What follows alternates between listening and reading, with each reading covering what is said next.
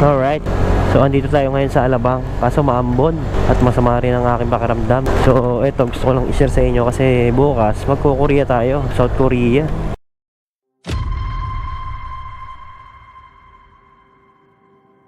So magbabayip tayo ng machine doon.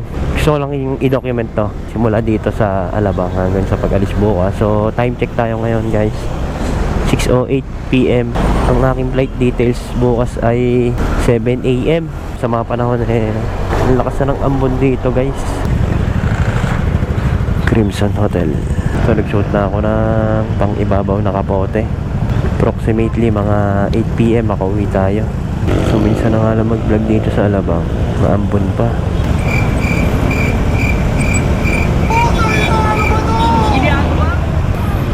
Nagmo-moist pala yung camera natin. So pagdating natin sa tulay, tanggalin natin yung camera natin.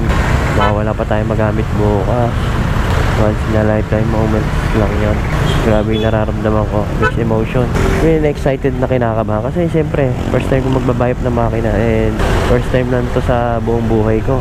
So okay na pong bahala Lord, wala lang pong gagawin ko sa buhay. Sana makauwi ako ng baka. So pang itaas lang muna nilagay yung kapote kasi baka maganda ang panahon doon sa parting yan papuntang Kalamba.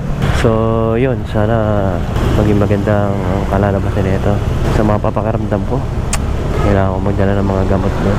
Tapos pupunta pa pala ako sa DIY hardware para bumili ng adapter.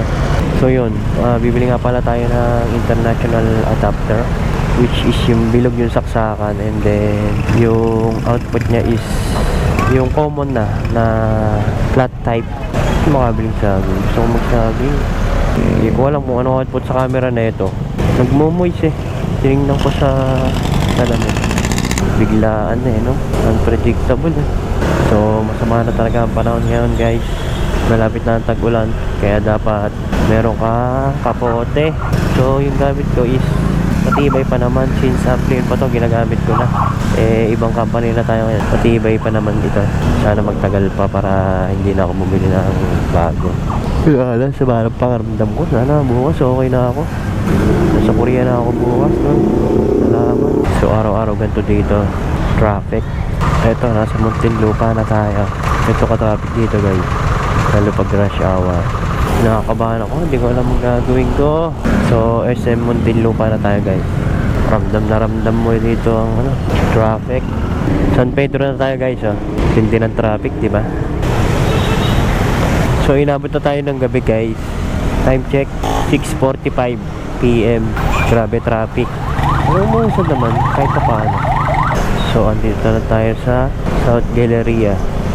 Alright, Galleria South. Baliktad pala. So yun guys, inabot na talaga tayo ng gabi. So ngayon, kakain tayo ng pares dito sa lagi kong kinakain na pares. Sarap ng pares doon. So may malapit sa SM Santa Rosa. So mag-withdraw muna tayo dito.